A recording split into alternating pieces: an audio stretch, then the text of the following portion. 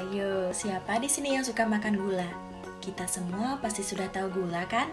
Simpelnya, gula ini adalah suatu karbohidrat sederhana yang menjadi sumber energi dan komoditi perdagangan utama.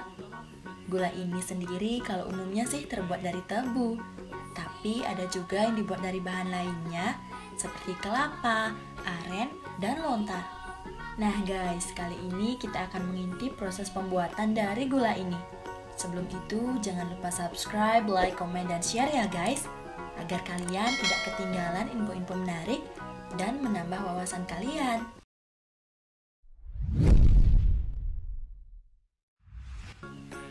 Selain menjadi bahan baku gula pasir, tanaman tebu juga kerap diolah menjadi air tebu yang terkenal dengan rasa manisnya. Tapi kalian tahu nggak sih, meski berasal dari bahan yang sama, kandungan nutrisi air tebu dan air gula biasa ternyata berbeda. Air tebu merupakan olahan alami yang masih mengandung nutrisi asli dari tanaman tebu. Itu sebabnya nutrisi air tebu menjadi lebih bervariasi dibandingkan air gula biasa. Air tebu memiliki rasa manis khas yang menyegarkan. Meski demikian, nutrisi yang terdapat pada air tebu tidak hanya terdiri atas gula dan karbohidrat. Terdapat kandungan gizi lain yang ada di dalam air tebu. Nah, ini dia nih guys, kandungan gizi yang terdapat pada bahan baku pembuatan gula pasir ini. Apa aja? Yuk cari tahu. Yang pertama ada kandungan karbohidrat dan indeks glikemik. Gula pasir dan air tebu memiliki kandungan karbohidrat yang berbeda.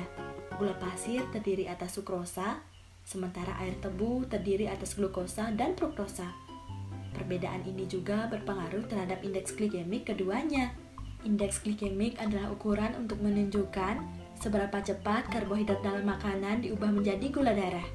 Semakin tinggi nilai glikemik suatu makanan, semakin besar pengaruhnya terhadap kadar insulin dan gula darah. Skala indeks glikemik berkisar antara 0 sampai 100. Gula pasir memiliki indeks glikemik sebesar 68, sedangkan air tebu memiliki indeks glikemik sebesar 43.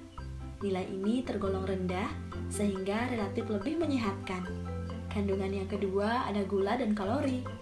Segelas air tebu sebanyak 240 ml mengandung 180 kalori dan 30 gram gula. Sementara itu, 1 sendok gula pasir terdiri atas 50 kalori dan 13 gram gula. Air tebu memang lebih alami, tapi kalian tetap perlu memperhatikan jumlah yang dikonsumsi. Departemen Kesehatan RI memberikan rekomendasi batas aman konsumsi gula harian sebesar 50 gram atau setara dengan 4 sendok makan. Lebih dari itu, kalian berisiko mengalami obesitas, masalah gula darah, hingga penyakit jantung. Kandungan yang ketiga ada antioksidan. Air tebu memiliki kandungan antioksidan yang disebut polifenol. Senyawa ini bermanfaat untuk melindungi sel tubuh dari kerusakan akibat radikal bebas maupun racun yang berasal dari lingkungan. Kandungan yang terakhir ada vitamin dan mineral. Air tebu sebenarnya tidak termasuk dalam deretan makanan kaya vitamin dan mineral. Namun minuman ini memiliki beberapa unsur mineral walaupun hanya dalam jumlah kecil. Sebelum diolah, batang tebu mengandung 187 mg kalsium, 56 mg fosfor, 4,8 mg zat besi, 757 mg kalium, dan 97 mg natrium. Sebetulnya proses pembuatan gula dari tebu melalui beberapa tahap. Dan ini yang harus kita tahu nih, karena untuk bisa mendapatkan mutu gula yang baik, memang butuh proses yang lumayan panjang. Tahapannya itu ada penggilingan atau ekstraksi, pemurnian, pemanasan dan evaporasi, kristalisasi, pemisahan kristal, sampai ke pengeringan dan pengemasan. Kita mulai dari tahap yang pertama ya guys, yaitu penggilingan. Setelah dipilah dan ditimbang, kemudian tebu akan masuk pada tahap penggilingan. Tahap pengolahan tebu menjadi gula ini merupakan proses inti di mana tujuannya sendiri adalah untuk memeras air sari tebu atau yang lebih dikenal dengan sebutan nira. Dan untuk mendapatkan nira secara maksimal, penggilingan biasanya akan dilakukan sebanyak 10 kali dengan menggunakan 5 unit alat giling. Tahap yang kedua adalah pemurnian. Saat nira sudah terkumpul, bukan tidak mungkin jika dalam nira tersebut terdapat kotoran yang dapat merusak kualitas gula nantinya. Meskipun sebelumnya tebu telah dibersihkan terlebih dahulu, namun kotoran ini juga bisa berupa kulit batang tebu. Proses pengolahan tebu menjadi gula Untuk mendapatkan nira murni ini terdiri dari beberapa macam pemurnian, antara lain adalah proses defikasi dan proses sulfitasi, di mana proses tersebut dapat dilakukan dengan cara pemanasan, pengapungan, pengendapan, penyaringan atau menggunakan bahan kimia yang dapat memisahkan bahan non-gula. Tahap yang ketiga adalah penguapan.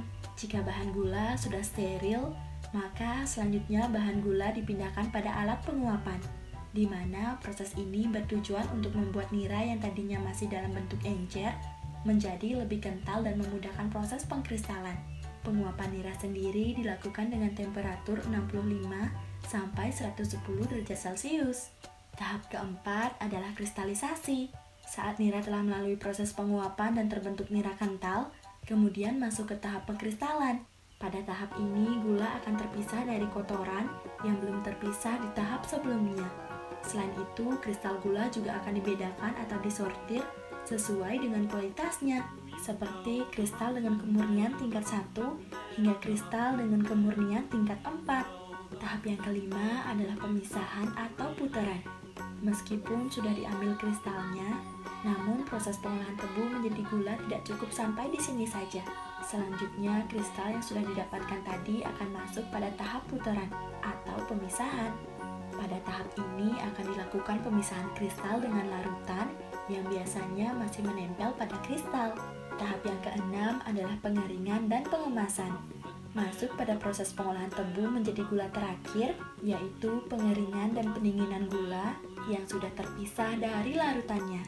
Proses pengeringan dan pendinginan sendiri biasanya akan dilakukan dalam dua mesin berbeda, sehingga dapat dihasilkan gula dengan kualitas terbaik. Selanjutnya, gula sudah dapat dikemas dan dipasarkan.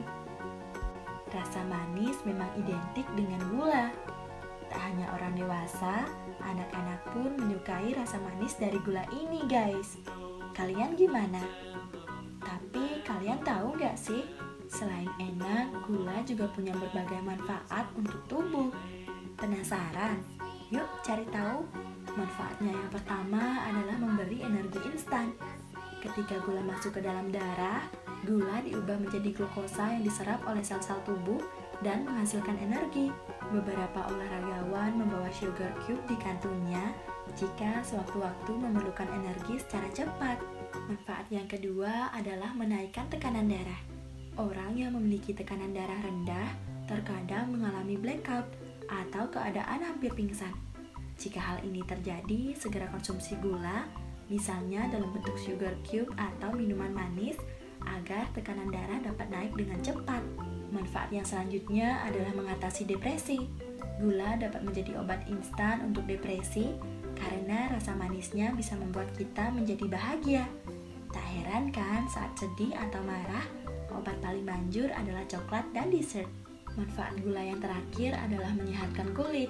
Asam glikolat dalam gula dapat membantu menjaga kesehatan dan kecantikan kulit. Gula dapat menghilangkan noda pada wajah serta mengembalikan keseimbangan minyak kulit. Bagaimanapun juga, konsumsilah gula dalam batas wajar ya guys. Sebab rasa manis gula bisa menyebabkan kecanduan dan konsumsi gula berlebih bisa berakibat buruk bagi kesehatan. Pilihlah gula yang berasal dari sumber alami dan higienis. Jadi, manfaat gula untuk tubuh mana saja nih guys yang sudah kalian rasakan. Nah, sampai di sini dulu ya guys video kita kali ini. Jangan lupa untuk terus tonton video di channel YouTube ini agar menambah wawasan kalian dan sampai jumpa di video berikutnya. Bye.